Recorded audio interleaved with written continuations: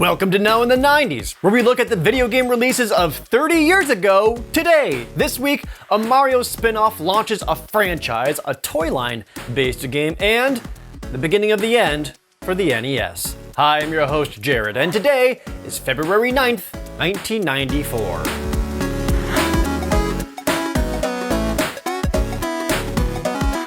A Mario-led sequel garnered millions of sales, introduced a new villain, and hit mainstream success. So the next logical step is to make another one starring the villain. Released in February 1994 was Wario Land, Super Mario Land 3, for the Nintendo Game Boy. Wario Land is a side-scrolling platformer. For the first time ever, play as Wario, the portly antagonist to Mario. Run and jump to defeat enemies, but also shoulder tackle to dash and attack. You can also pick up enemies and throw them. Rather than just get to the end of each level, get as much money as you can. Collect as many coins as possible, use coins as a projectile, and find the hidden treasures across all the levels. You can also get power-ups letting Wario fly, dash harder, and shoot fire. Get as much money as possible and help Wario get the big castle of his dreams. Wario Land was developed and published by Nintendo. It was seen as a risk for Nintendo. They were essentially trying to launch an unproven concept with an unproven character. It's why the branding still says Super Mario Land 3, so that they could at least tie it into the tried and true Mario at least a little bit, even though it's fundamentally its own game. But they did have a plan for it, a marketing plan. They played up the fact that for once, you play the bad guy. You're getting very greedy. You are me, Wario. You're very handsome. You have amazing powers. Plunder and pillage pirates' treasure. Bag up 1,000,000,000 coins. Buy me a castle bigger than Mario's. Repeat after me. I'm the bad guy in Wario Land, Super Mario Land 3, where being bad is good and greed is good. Come and get it on Game Boy, greedy.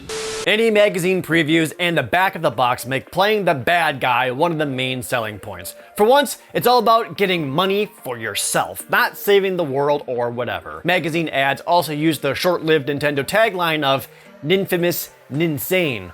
In the UK, it also had an unfortunate ad telling you if the hat fits, nut something with it. It was being sold and marketed as basically another Nintendo game, which is why it still got prominence in Nintendo Power. It was the cover feature for issue 58 and got a 16-page walkthrough. Other magazines like EGM only briefly mentioned it leading up to its release, never mentioning it again until it actually came out, which it did review really well on its release. Most outlets were afraid that the Mario Land branding was being used to sell a crappy budget game, as stated in Game Player's magazine, but they graded it with a 92%. Nintendo Power gave it an average 3.9 out of 5, and GamePro magazine had super high remarks all around.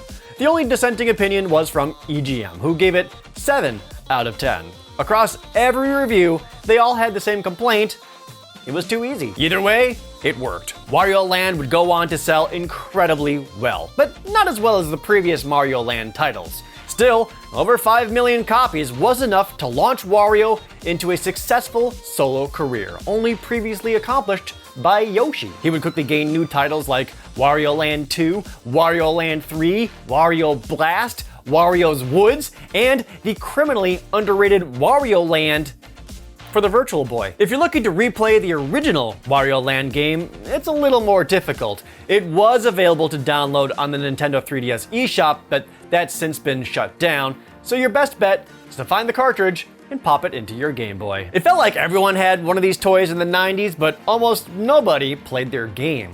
Also released in February 1994 for the Super Nintendo was Super Troll Islands. Super Troll Islands is a platforming puzzle game, sort of. Play as one of 4 trolls and move around to change all the black and white scenery into full color by stepping onto it, like a more horrific Q*bert. You can also throw objects like cupcakes to disable or defeat enemies. Bring back all the color and repel the evil mist or whatever. Now, in the 90s, there was an inexplicably popular toy line called treasure troll dolls. The troll dolls all had colorful spiky hair, a jewel on their belly that could grant wishes, a soft floppy body with a hard plastic head that kind of hurt when it was slapped against you. They were first created in the late 1950s, but had a surgency of popularity going into the 90s.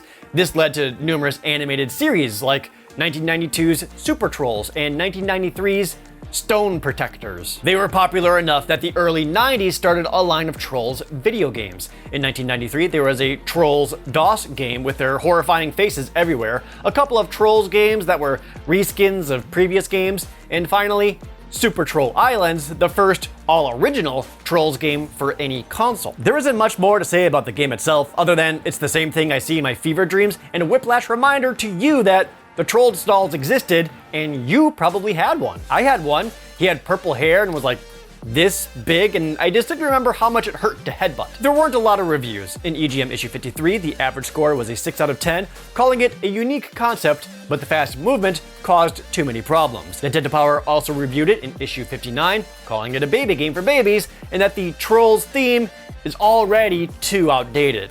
Their average score was a 2.9 out of 5. The popularity of the Trolls franchise waned going into the 2000s, and this style is nigh unrecognizable to what they are today with that series of Trolls movies. Super Troll Islands has never been ported or re-released, but there was a planned port to the Sega Genesis that never finalized. There aren't many left, but at least it's going out with a bang. Released for the NES in February 1994 was Teenage Mutant Ninja Turtles Tournament Fighters. Tournament Fighters is a one-on-one fighting game. Play as any of the 4 turtles plus other well-known characters like Casey Jones and Shredder. Punch, kick, and use some combinations to perform some special attacks. Play in the single-player story mode that also has some mini-games thrown in for good measure. Defeat Shredder, save Master Splinter, and of course face off in 2-player versus mode. TMNT Tournament Fighters was developed and published by Konami. This is the NES version of the same Tournament Fighters game that already released for the Genesis and Super Nintendo a couple of months earlier. The NES version has some distinction though. For one, any kind of fighting game on the NES was rare. Seriously, there's only like a handful of them. It's also the only one of the 3 versions to make Hothead into a playable character, who was major in the comics at the time. It also had issues like a lot of slowdown, and you can't have 2 Hotheads facing off against each other because of NES sprite limitations. With not a lot of NES games left, it still got some preview coverage. Nintendo Power covered it in issue 54, 2 months before they showcased the SNES version in issue 56. Of course, by this point in the 90s, all eyes were on the Super NES and the Sega Genesis, with the occasional inquisitive glances over at the Atari Jaguar and the 3DO. People were over the NES, so much so that Nintendo Power didn't even review the NES version.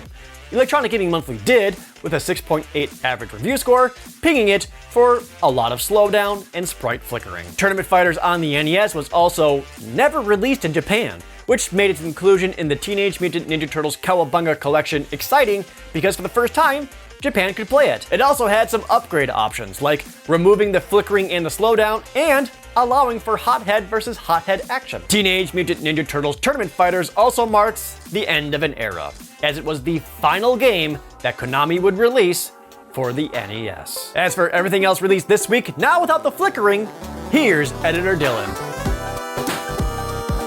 Nothing left but cartoon-based license games this week. First up is Bugs Bunny Rabbit Rampage on the SNES. Looking at the footage, you would think, this looks like a very competent, well-animated platformer that stays faithful to the source material. And you'd be right, I thought that too. Many levels, songs, and enemies are directly inspired by episodes of Looney Tunes. Even the one based in Mexico, which, as I explained last year, is approximately 1,500 miles east of Albuquerque. But then I played it, and I'm not saying it's bad, it's just the hit detection is among the worst I've encountered in quite a while. I'm sure it's more enjoyable once you get used to it, but I had to move on by level 3. At least Bugs had great presentation, which is more than I could say about The Simpsons Bartman meets Radioactive Man on the Game Gear. It's essentially the same as the NES version, which I already covered in the December 16th, 1992 episode. A Simpsons game I haven't talked about yet, released on the Game Boy this week, called The Simpsons Bart and the Beanstalk. It's a typical reimagining of the overused Jack and the Beanstalk fairy tale. Protagonist gets a bunch of magic beans, which immediately grows a beanstalk into the clouds where a giant resides.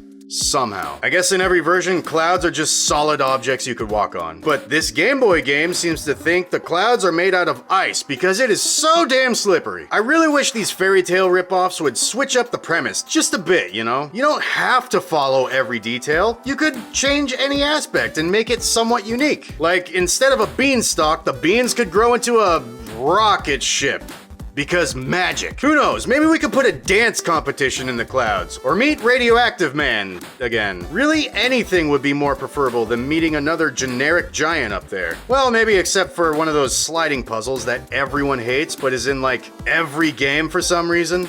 Then I'd rather just take the giant. Anyway, the last game that released this week is Mickey's Ultimate Challenge on the SNES. To my surprise, I actually made it to the credits on this one. It's surprising because I thought it was another platformer, but it was all a ruse. It's actually a puzzle game similar to a PC edutainment kind of thing, which is kind of refreshing to see. I just wish I had more than 5 puzzles to get through. While they were varied and well done, they were clearly meant for a younger demographic, and I beat it in about 30 minutes. There is a plot though. You go to all your Disney friends who give you an item after you solve their puzzle. Those items can help other Disney friends who always trade you for a magic bean. This is sounding familiar. Get 5 beans and you can instantly grow a beanstalk. Didn't we just do this? There are big tremors that shake the castle as you explore, so you need to climb the beanstalk all the way into the clouds. And what do you find when you get up there? A dance competition?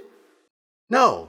It's a giant. It's always a giant. But hey, at least he has a surprise 6th puzzle you have to solve. Oh my god, it's the worst of both worlds. Why? Why are there so many games with this exact puzzle in it? I've never met one person who likes these, or even tolerates them. And yet they infest games of all genres and generations. I spent over an hour completing all 4,000 or so sliding puzzles in The Wind Waker, and was rewarded with money that I couldn't take because my wallet was already full. It's the worst part of Resident Evil 4. Unless you know the trick to slide the outer piece clockwise until it solves itself, you're welcome. And yes, it took me 10 whole goddamn minutes to finish the sliding puzzle in Mickey's Ultimate Challenge. Over 1/3 of the entire game on this puzzle that nobody likes. Sorry, I don't mean to generalize. Somebody out there must like them because they are in so many great games. I guess I'm just envious that I can't derive the same amount of satisfaction from them as you do. But on the other hand, I heard the Resident Evil 4 remake got rid of the sliding puzzle entirely. And if that's the case, then I will literally buy a copy the moment this video comes out. Good riddance. 7 games released on these consoles this week in 1994. Okay, if you had a troll doll, what would you rub its belly and wish for? I wish they took the sliding puzzle out of Resident Evil 4.